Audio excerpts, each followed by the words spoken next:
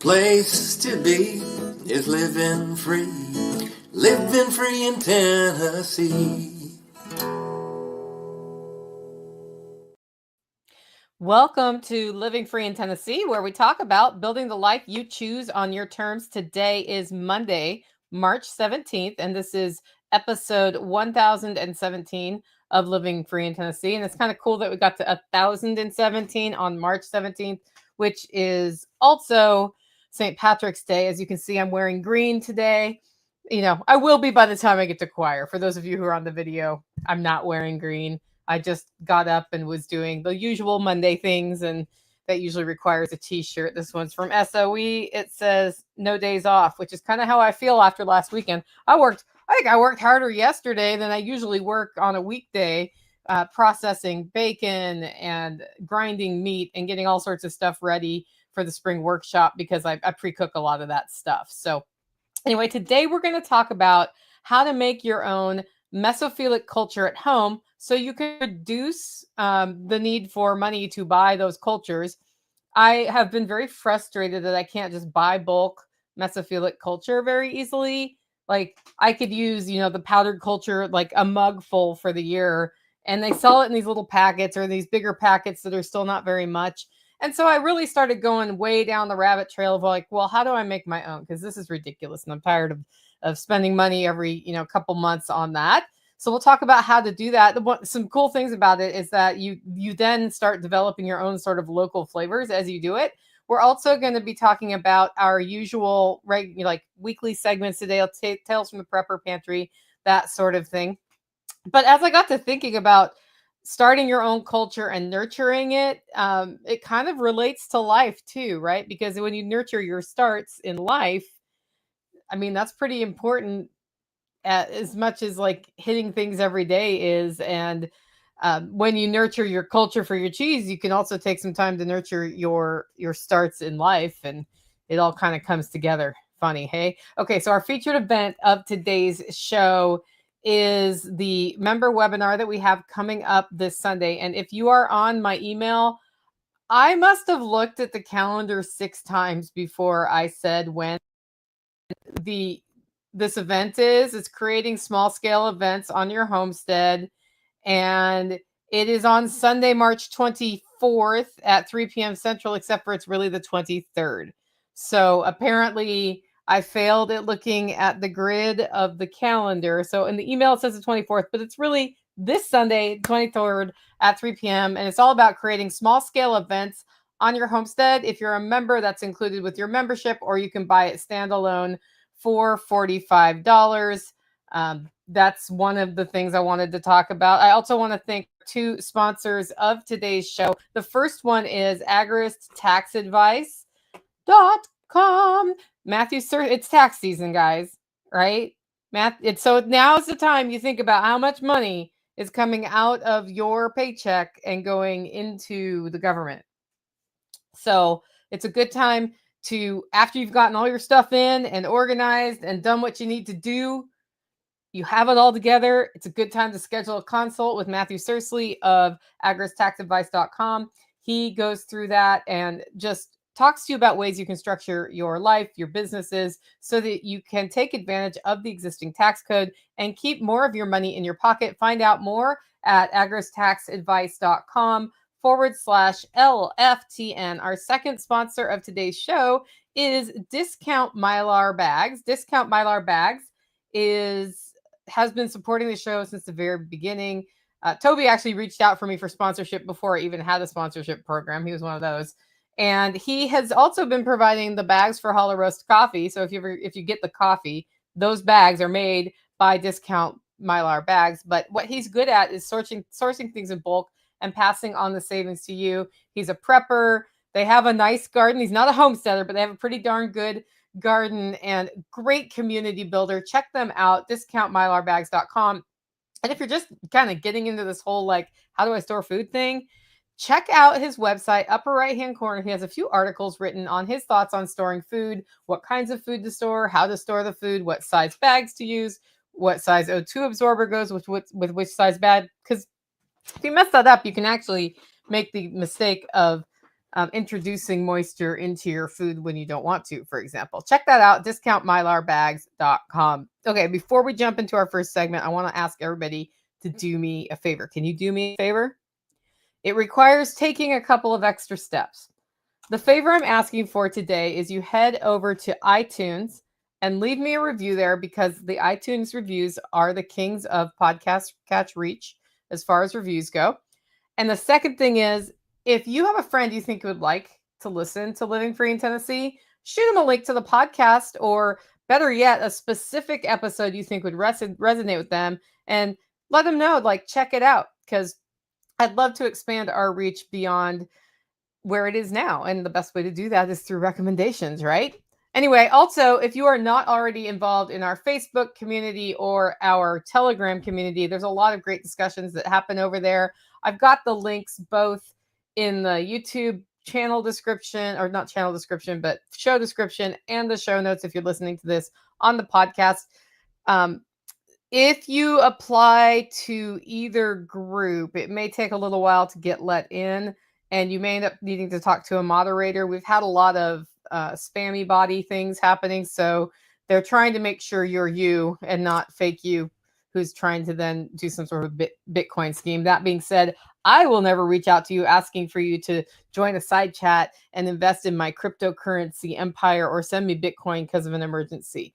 If you know me well enough that I would reach out to you in an emergency, I would do it directly through your phone number, which I will certainly have, and we probably already have a code word set up. So don't fall prey to fake Nicole Sauce. Fake Nicole Sauce shows up very cleverly from time to time. Okay, with that, it's time for the main topic of today's show. Not the main topic, for the first segment of today's show, Tales from the Prepper Pantry. This is where we talk about storing what you use and using what you store. And I had the best of intentions on Friday to get the floor sealed in the Prepper Pantry. And then we had a little bit of crazy weather this weekend. I discovered a new roof leak, and it was just frankly wet in there. And it's hard to seal a floor when it's wet. You don't do that. So it did dry out by about midday yesterday in there, but by that time I was off on another pantry growing adventure. So I have not made progress on the floor. It is my intention to hit that after hours this week, so that hopefully by the time Ryan Steva gets here for the next round of construction on the wall, that's all like been sealed and dried and that sort of thing. So yeah, sads, but I made lots of great pantry progress because I decided that my house needs a spring cleaning and a deep cleaning, which requires taking things out of cabinets and wiping them down and wiping the cabinets down and throwing things away. And it actually makes cleaning your house take roughly 20 times longer than it actually takes to clean your house other times. That's just been my experience with that, but it's needed it here for a while. And I feel like I live in a house where there's a lot of things that I don't use. And then I have things that I do use that can't be put away in certain places because the things I don't use are there. So I've been in a purge mentality all year anyway. And so I started in the mudroom and just deep cleaned everything. And then I started into the kitchen, which I have like open restaurant tables there. And I became aware that on my countertops are all of these meat processing things, like a giant meat slicer, a meat grinder, a meat mixer. And they're all out there because I have a number of meat projects that need to be taken care of. And so instead of spring cleaning, what happened is I went into meat processing mode yesterday, and I ground 2 lambs worth of lamb. I finished processing the last of the bacon. I made the Scotch eggs. And while I was at it, made a meatloaf for dinner because I already had the meat mixer out. So it made it a lot easier. Got all of that stuff deep cleaned and put away again, which then meant that I finally had counter space in my kitchen so that I can continue the spring cleaning project and purge. So that took me 8 to 10 hours yesterday. I did take a break in the middle of it to send an email for Hollow Roast Coffee and do taxes, which took an hour for my duplex, so that those were done as well. Because what happens is I'll hit something like that and I'm like, I need some sit down time, and then that's good computer time for me. The tomato seedlings are planted and up, so they've germinated, and half the tray germinated and half didn't because half of it did a wheelie off of my heating mat for the seedlings. So I turned it around so the other half would get it. So yeah, I usually germinate a tomato seed in about 3 days with the heating mat, which makes a big difference because it'll be like 7 to 8 days without that. And I was probably a week later than I wanted to be on starting those seedlings, but we've got some good starts now. I've got the eggplant started, so hopefully we'll have some eggplant plants later on as well. And as part of the great purging of 2025, I have whittled down my grains a lot, but I have oats and wheat berries and rice stored here that might be enough for me for the rest of my life, but those things do go stale even if you store them right. Like, I know you're supposed to be able to store all those things for 20 years and then pop the bucket and it's fine, but a better approach I think is to keep whatever you want, 6 weeks, 6 months, a year, 2 years of food on hand, whatever your pantry savings account looks like to you for you to be comfortable, and rotate through those things and keep them fresher. So now I have wheat berries. They're like, I got them in 2021. It's 2025. I use like maybe 4 cups worth of wheat berries a year for random things. Sometimes twice that if I'm going to bake bread once or twice for an event. And I really think I'm just going to get rid of them. So, yeah, I don't know. If anybody locally is interested in acquiring some of that stuff, I do have very high quality winter red wheat, I believe is what it is. It's organic. It's in good shape. I have some other organic wheat that was given to me by somebody that hasn't had the chaff all removed. I may start throwing that to the chickens, otherwise all of it to the chickens. Well, the chicken. There's only one chicken. There are ducks. So if I do that, I'm going to have to soak it first for the ducks to be able to eat it probably. But yeah, that's where we're at. And I just think I need to make room for the things that we actually eat here. So yeah. Yeah, Beth Emily says, great progress. Straying one thing, but getting something done, something else completed. Yeah, having all of that meat processed. Like, I have one last step on some of it where I pre-freeze the ground lamb, and then I vacuum seal it. Even though I have a vacuum sealer where you can package it wet, because then it holds the shape I want. So I did about half of it yesterday and the rest of it had to freeze all the way. And then I went to bed. So I have basically ground lamb balls balls of ground lamb to put in vacuum sealed bags and get labeled and put away. But that's not happening till tomorrow because Monday is just always like up and race for the whole day. That's just the way it works. So, while the weather was happening this weekend, I usually have some boxes stacked in front of my tunnel door. And I, of course, moved all the things out from in front of the tunnel door because we had the potential for funnel clouds that would touch down, becoming tornadoes this weekend. We had some crazy wind and rain. Funnel clouds actually didn't come anywhere near us, but they did go north of us, south of us, and east of us. And there was one confirmed tornado that touched down within 80 miles of here.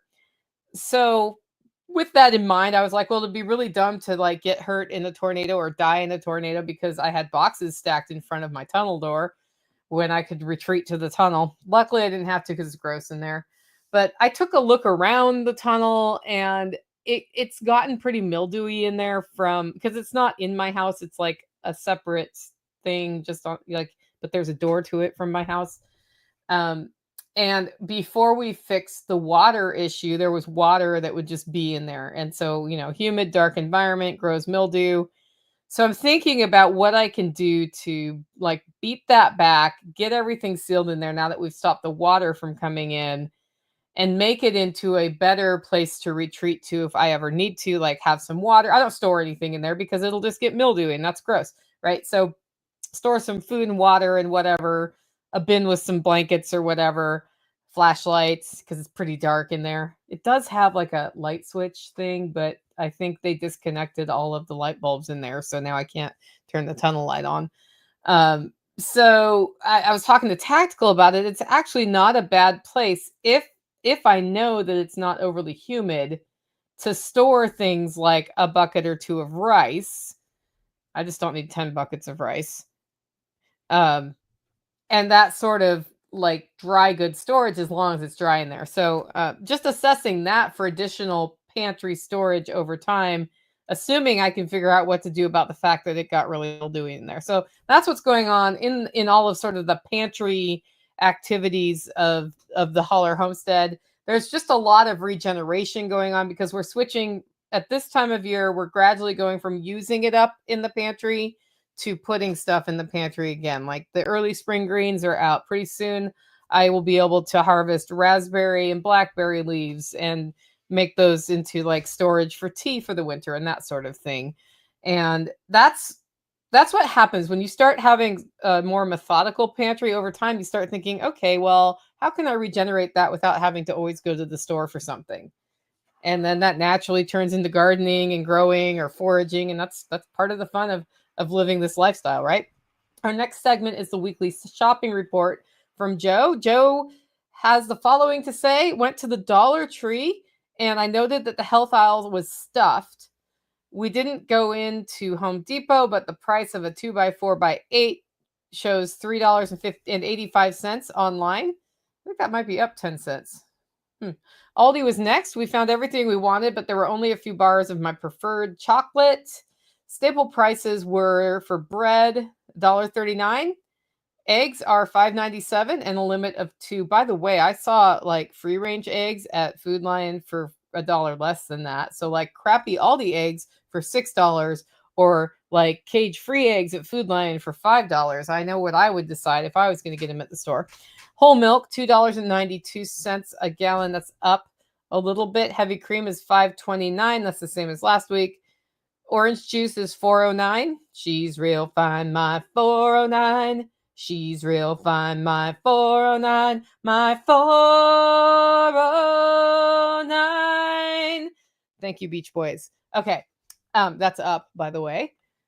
Butter, $3.75. Bacon, $3.99. Potatoes, $4.39. Sugar, $2.99. Flour, $2.35. And 80% ground beef is $4.59. That's $4.5. This is just over $4.5 a pound. I think I actually paid more than that for my meat if I just average out what my cow was. But that means my steaks are cheap, right? my ground beef is expensive, but my steaks are cheap.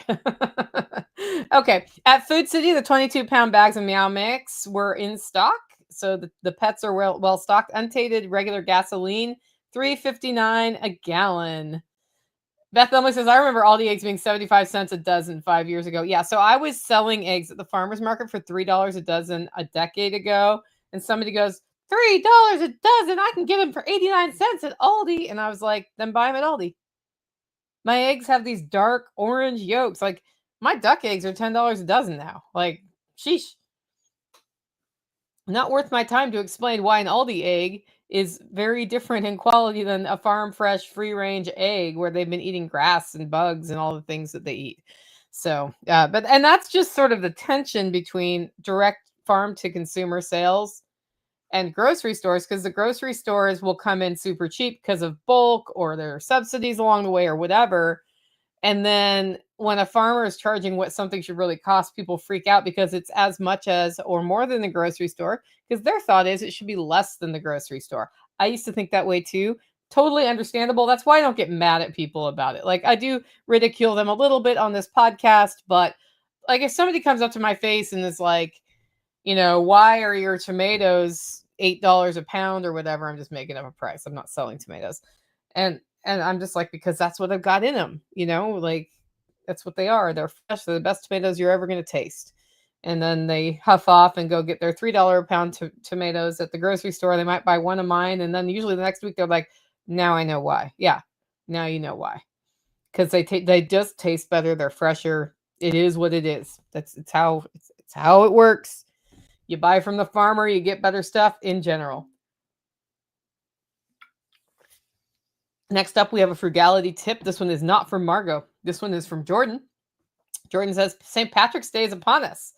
It's a fairly big day up in Maine since there's a large Irish population, so cabbages are on sale for the boiled dinner feast. I'm totally having meatloaf for dinner. But I get where you're coming from. Tonight we snagged 3 cabbages at the grocery store for 39 cents a pound and made 3 half gallons of sauerkraut for $5. Oddly enough, Jordan, I too have 2 cabbages on my counter that need to be made into sauerkraut for the spring workshop. So I feel you on the sauerkraut thing. Hope you have a lucky St. Patty's Day Monday, Jordan. Okay, so sometimes things are in season and you buy the crap out of them. About this time of year, artichokes have a tendency to be cheap too if you live in artichoke country, which Tennessee is not. But artichokes coming out of California, as I recall, it's sometime like this month or next month. All of a sudden, we used to have like 10 artichokes for $1 in Oregon. Like imagine that, rather than $1.50 per artichoke, 10 artichokes for $1. I love artichokes. I'm actually a little sad we don't get those deals here, but we don't, because California is just too far away from Tennessee for that to make sense. And artichokes are not ripe right now in Tennessee. They are ripe, sort of going into fall if you got it all done right, which I have tried multiple times. I have not succeeded in that particular endeavor. So yeah. Beth Emily says, I wish I could have bought your real eggs. Yeah. My real eggs are really good. And I like one of the people in the farmer's market came up to me. She's like, your eggs are better than other people's real eggs. I'm like, yeah, I think it's just literally because I don't, because I do free range my birds, and I was at that time. And that meant I lost them every so often to raccoons or hawks or whatever. And they're just out. And a bird that's just outside all day long makes a yolk that's just different. Although I will say, like, some of my duck egg yolks were a little weird, like lighter orange. Maybe it's because it got cold. But yeah, that's a whole thing. We're going to talk more about duck egg production and supplementing their food on the Friday show for Homestead Happenings. Next up, it's Operation Independence, where we talk about building local ongoing revenue into our lives. And today I'm talking not about that, but about community. That's right. We've got our GSD, or Get Shit Done weekend, coming up. This is sort of an annual thing I do close to the spring workshop. And it's all about getting ready for the spring workshop. People come and we just sort of hit a bunch of different projects at one time.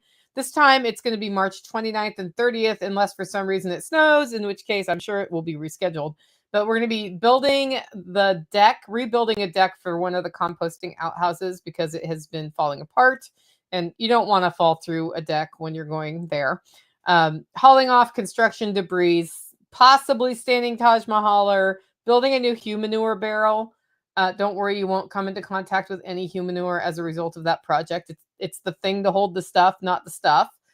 And setting up the classroom for Living Free in Tennessee. We got to hang the TV or whatever else we think of while we're here. It is Saturday and Sunday. I will be feeding folks lunch and dinner on Saturday. And if you stay overnight, then it's breakfast and lunch on Sunday.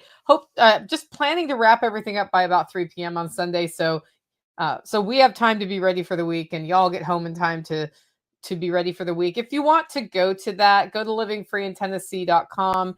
You'll actually see, like, I posted the event so it would be easy to find. So if you're not quite sure where to find it on the Homestead or on the Living Free in Tennessee site, they're over here on the right-hand side, and you'll see the GSD weekend. You just click on that. There is an RSVP form because I need to know how many people to plan for. We don't usually have a ton, but the RSVP form is right there. You just it's just name, phone number, email, and then how, like, when do you plan to be here, so I know what meals to prepare. So looking forward to another GSD weekend. We haven't had one like this. I didn't do one like this last year where I just opened it up. Last year I had some people helping me get ready, but I could not wrap my head around, because hosting a GSD event is like hosting an event. I couldn't wrap my head around that with Self-Reliance Festival so close to the spring workshop, and then like everything was exploding here. So it was just not, like, we skipped it last year. Anyway, you guys really came here though for the Mesophilic culture. I know you did. So I love making cheese. In fact, one of the small scale events we're doing here this year is a cheese making class. And as I've been kind of going down the path of like setting the curriculum for the class, the reason I haven't chosen the date yet is I want to make sure I know what the curriculum and timing is for the class. I want to schedule it with Chef Brett to do a pairing at the end where we pair different foods with cheeses. So people can check that out and taste different kinds of cheeses. But I've really gotten frustrated with the increase in cost associated with getting culture for cheese. And if you don't know, culture is the thing that makes the milk ferment a specific way so you can target a specific flavor in your cheese. And it's like a bacterial starter kit for cheese making. And it's basically, it's usually lactobacillus, right? So it's cultured dairy, and you ferment the milk, and then you add which acidifies it, which causes it to curdle, which then you make those little teeny curdly pieces talk like hang on to each other uh, by adding rennet to make bigger curd. And then for different kinds of cheese, you either cook the curd or don't cook the curd, or strain the curd, or cook the curd, press the curd, cut the curd, let it age longer, let that like all grow, like in the case of cheddar cheese, for example. So it all starts with having the culture, though. So you can make cream cheese without a culture and it will taste very bland, or you can put a culture in it, it adds a little bit more flavor, for example. So Mesophilic culture there are two types of culture for cheese. You got mesophilic and thermophilic. Mesophilic is active at a lower temperature, and thermophilic is at a higher temperature. So mesophilic is 70 to 85 degrees ish. It will actually be active below 70 degrees. It just goes slower. So when you like look at a lot of my cheese instructions, it'll say hold the milk at X temperature, maybe 80 degrees. And that's because you get it to 80, you throw the culture in, and then you age the culture, and then you do the rest of the cheese making stuff, right? So it's used as a base for feta cheese, which tomorrow I'm getting my hands on some goat milk from Brad, who is what is the name of their dairy right now? It's still slipping my mind. Somebody put it in the comments. Orchard House Creamery. Ha. So he raises goats, and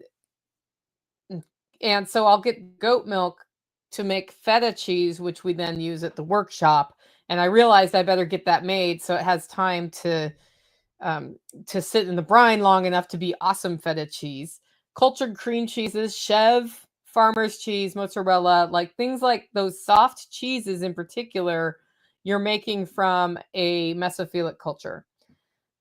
So it's very frustrating to have to spend $16 on a culture that does like 4 batches of cheese.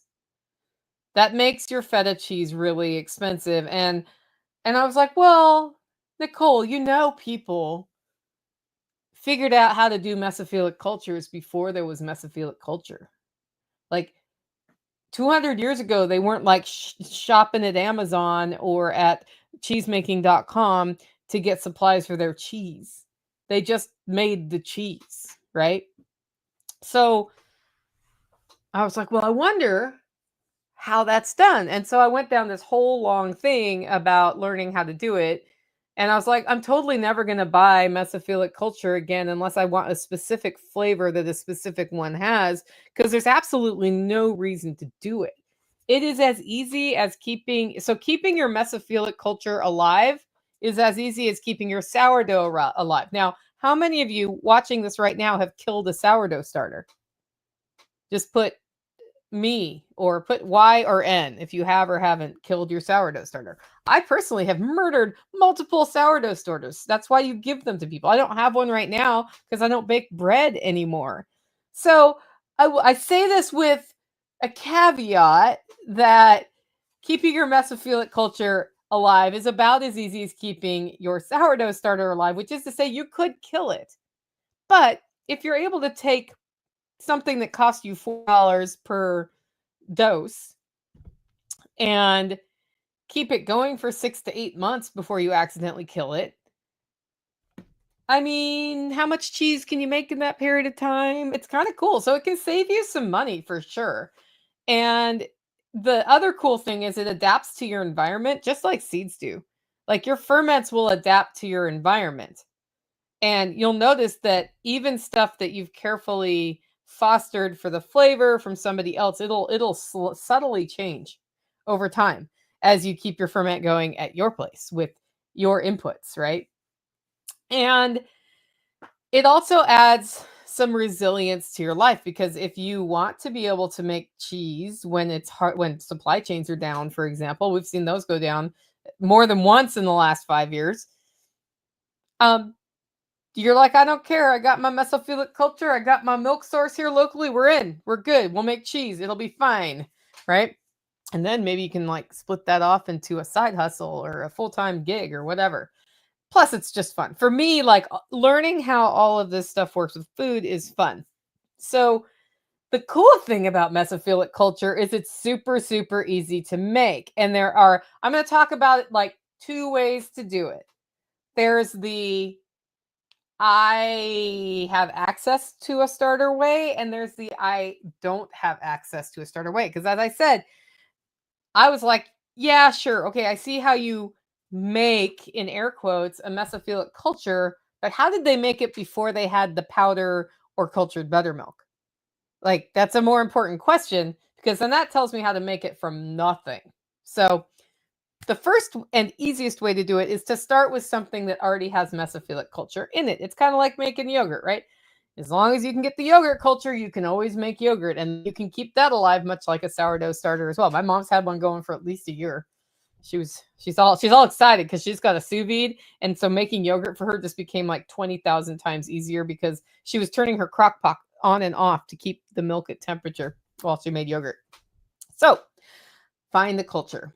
Where could you possibly find a culture? Well, you can get powdered cultures at cheesemaking.com or other cheese supply houses. That's the one that's like the easiest to find.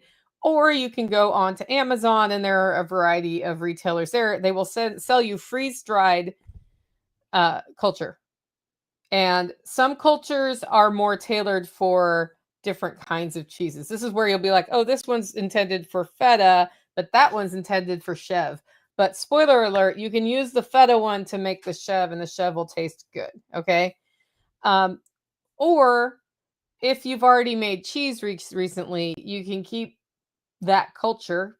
You cannot make it all into cheese. You can keep that culture if you've kept it alive. But that's what we're kind of learning how to do today. So once you have a culture, then you need to obtain a high quality milk.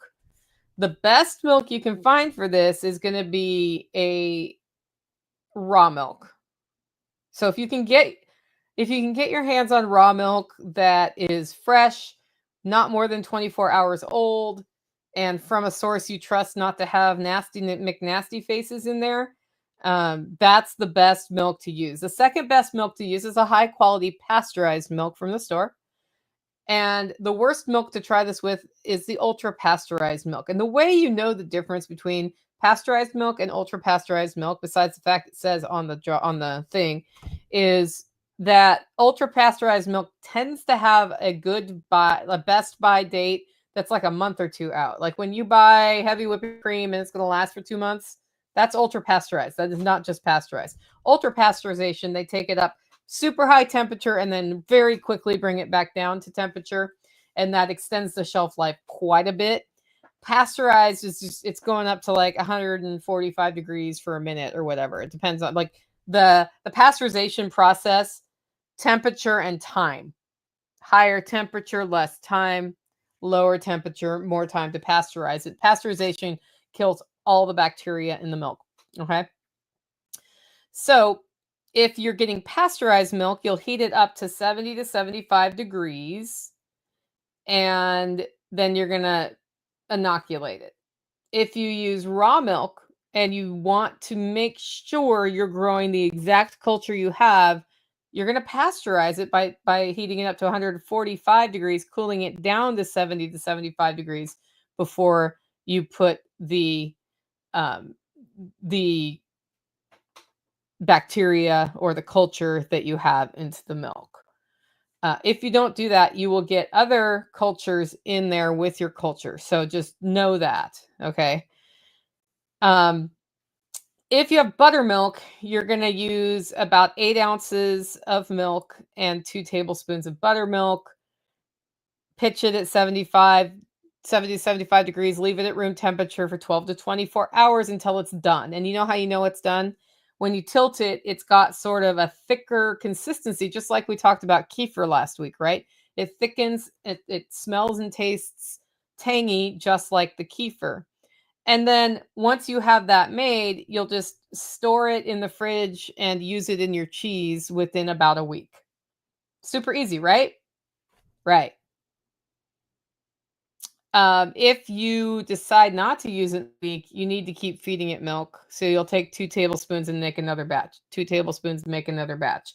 And you can actually just consume that culture like you would yogurt or kefir or in a smoothie if you don't want to use it into making cheese. Uh, if you want to keep it longer term, and this is what I would do as a backup, take an ice cube tray, pour it in the ice cube tray, freeze it, keep some out in your fridge, use it, and keep it going. And then, like 6 months, you can keep that in your freezer. The only thing is when you take it out of your freezer and use it, it may take an extra few days to really warm up to itself. You might have to do a few batches of milk to get it going. That's all going to be like you figuring out how strong your culture is. If your culture is taking more 24 hours to work rather than 12 hours to work, 2 things could be going on. 1, it might just be cooler in your house. 2, you may have a weak culture. So the way to make it stronger is let it keep going a little bit and then keep making more batches with it. That's a lot like sourdough bread. Like if you capture wild yeast, your first batch of bread you try to make takes like 40,000 years to get big and bubbly enough. But if instead of doing that, you make a sponge and then you take from that sponge and you start another sponge, that second sponge actually starts rising at a decent clip. It's the same but different, man. It's the same with making your mesophilic culture. So what do you do if you can't get cultured buttermilk and you can't get a culture? What do you do? This is where you're going to rely on finding your source for super high quality raw milk. Because here's the deal with cheese. We started making cheese and we didn't start mailing powdered packages of culture around, right? It was already in the milk. It's kind of like the kefir grains just sort of happened and then those got passed around. Everything you need for a mesophilic culture is already in the milk when it comes out of the cow, right? Or the goat. You can do it with goat's milk too. So if you have a source for raw milk and you know it's not very old, you take the raw milk. I like to actually get the cream off the top for projects like that. There is still a lot of milk fat in there, but if you leave the cream on, you get like this weird chunky thing happening. And you leave it at room temperature until it turns into something like sour cream or yogurt. It will firm up and become something that is a mesophilic culture. And then if it's not strong enough, you just keep feeding it over and over again. So you've already got a mesophilic culture in the jug of milk you come back from your raw milk supplier with. You just haven't made it happen. Now, this again, it's very important to know that your raw milk provider has a good quality product, right? Because the reason that the USDA and the FDA don't want you drinking raw milk is that if something like listeria gets in there, you can get really, really sick. And it's a valid critique, right? It's, a lot of people are like, nonsense. I'm like, no, that could happen, especially if it's not a clean dairy and they're not super careful and they're not testing for things along the way. Like when you find a good raw milk provider, you find people who are taking care of their animals and they're very careful about cross contamination and they're very careful about if an animal gets mastitis, you're not drinking that milk, right? That's not something they have to be as careful about in the commercial milk environment because they're pasteurizing and ultra pasteurizing, which means if there's anything bad in the milk, they can kill it. Incidentally, if you notice how listeria outbreaks happen in the US on a large scale, it's often in something like ice cream where they don't pasteurize the milk before they make the ice cream. And then it'll have listeria, and then listeria did not get killed, and then the listeria is in the ice cream, and then the people eat the ice cream, and then the people get listeria, which probably won't kill you unless you have a weakened immune system or a fluke happens. So like usually if we get exposed to listeria, our gut takes care of it. But if you have a weakened immune system or low stomach acid or whatever, like that's where it starts getting you into trouble. And ain't nobody want listeria. Listeria bad, right? Listeria is a word that's forbidden, I believe, at Brad's house. It's like, because it's kind of like botulism in canning your food, right? Where you're like, oh, we talk about botulism all the time, right? Not that we've ever encountered it in my kitchen, but I'm careful about it because I don't want it, right? Same with listeria. You don't want that in your flock. Like once you have it in your flock, it can kill a lot of animals, and you basically like none of that milk can be used because you're not going to want. I mean, obviously, you don't want to poison the people who buy your product. So when you do this, when you make your culture from raw milk, you leave it at room temperature. It'll take again 12 to 24 hours. Like I've accidentally left my milk out overnight. Boom, mesophilic culture, right? There it is. And you smell it, it's going to smell like yogurty. It's what it's going to smell, or sour creamy. It's probably a better description. And when it smells sort of like that smell and not like rotten milk smell, that's how you know things went well. And if it smells like a poopy diaper or rotten milk, that's how you know things did not go well. And a general rule of thumb in the food world is if something you've made, the cheese, like aged cheese out of the equation on this, but if something smells like poopy diaper and feet or whatever, probably you had a ferment go wrong. You shouldn't eat that. Okay. And I exclude some very strong flavored cheeses because they do smell pretty bad unless you're used to like, until you get to like, that's a funny thing. Like I didn't used to like strong flavored cheeses, and then I got to know them better, and then I got to like them, but I get it. When you're making a mesophilic culture that's only been exposed to the air for 12 to 24 hours and it smells like a poopy baby's diaper or bad milk, it's just the bad bacteria took over, and that is what it is. You just is like throw that out, right? And go put it in your compost bin. And then you can taste it and see, does it taste right? A little teen taste, right? And if that all passes the sniff and taste test, then you treat it like cultured buttermilk starter for making cheese, which is about 2 tablespoons per gallon of milk that you're going to use. So for once you have your live culture, let's say you made a cup of it and it's in your fridge and you're using it up in the next 7 days, 2 tablespoons per gallon of milk is the ratio when you're making any of your cultured cheese recipes. So you'll like bring your milk up to 70 or 80 degrees, and then you'll put the 2 tablespoons in, and then you'll stir it, and then you'll go away for 45 minutes, and then you'll test it.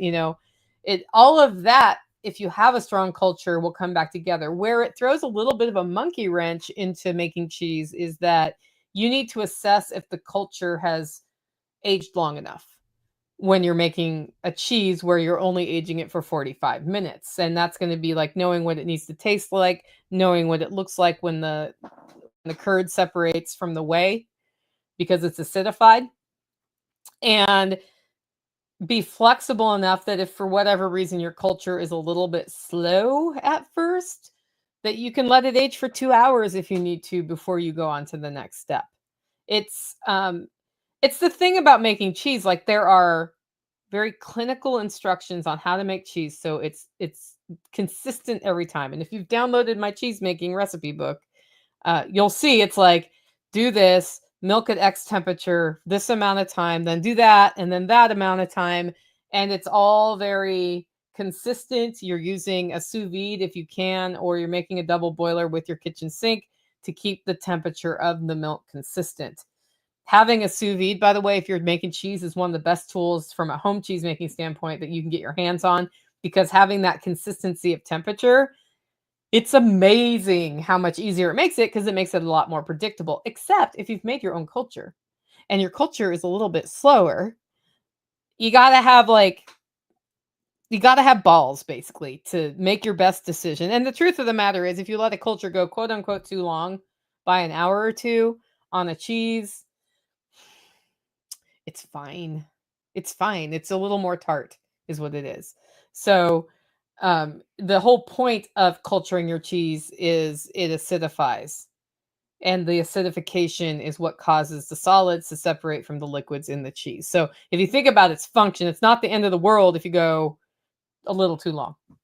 If you go way, way, way too long, you may get weird flavors. But, you got to make your best choices, and you're in control, and it's okay to make cheese by feel in that case, like to just observe that it's not right. Like I made cheese the other day where my culture had died completely and I didn't realize it, and I was like, why does this cheese taste like nothing? Because it had not acidified. And then I threw the rennet in, and the rennet made the chunks, and then the chunks, it was so funny. It just never, never. It was, I was like, oh, I see what happened here. I just put rennet in milk and it chunked it up, and it tastes like chunky milk now. I like to learn my lessons the hard way, by the way. That's why I've been thinking about Mesophilic culture a lot, because I couldn't use that one anymore. So, thinking about Mesophilic culture this morning when I was on the walk with my dog kind of got me to a thought of the walk moment. For those of you new to the podcast, I used to put out a 2 to 5 minute thought of the walk on YouTube that was just like while I was walking and my mind was wandering, usually about something freedom oriented or making yourself better. I would just share my thought of the walk. And we've done whole episodes on thought of the walk. But if you think about the process of making your own Mesophilic culture, it's a perfect analogy for life, because it's all about getting a strong start. So you start at first with maybe a weaker start, but then you feed it and you nurture it until it's a strong start. And if you take the time to do that, you get out of your start what you have put into it. A weaker start leads to weak results, and a stronger start leads to stronger results. And so just like a good Mesophilic culture ensures that your cheese is going to be better, a good mindset and strong habits and the right influences ensure better outcomes in life. And that's what a lot of us are doing, right? We're building the life we choose on our terms. But then again, sometimes we forget to nurture ourselves, not just those around us, not just the businesses or the homesteads or the animals we're starting, but ourselves, to make sure we get a strong start every single day, every single week, to make sure our starter doesn't die inside of us, right? Because if we let it die inside of us or we let it get weak, then what happens with a weak start? You get weaker results. So healthy inputs create a stronger living system, and you are your living system, right? If you're not strong, ain't nothing around you strong, even if you're killing yourself to keep it all going. So as you think about making your Mesophilic culture this week, if you're going to get into that, also think about, how does doing this and how does learning these new things and implementing all of these changes into my life, into your life, equal making me a stronger starter? How does it equal being the right kind of influence and getting the outcomes I want? How am I pouring back into myself to nurture strength so that the strength is there when it's needed the most? That's just my thought about strong starts and making your own Mesophilic culture. If you like the show and want to support the work I'm doing here, you can do it in 2 ways.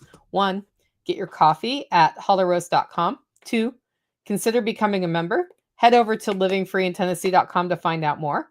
With that, guys, go out, make it a great week.